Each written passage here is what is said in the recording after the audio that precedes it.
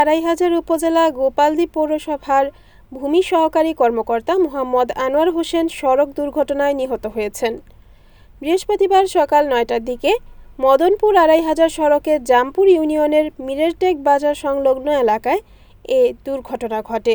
নিহত আনোয়ার হোসেন নারায়ণগঞ্জ সদর উপজেলার মাঝদাইর এলাকার বাসিন্দা ছিলেন। তিনি গোপালদী পৌরসভার ভূমি সহকারী কর্মকর্তা হিসেবে কর্মরত ছিলেন।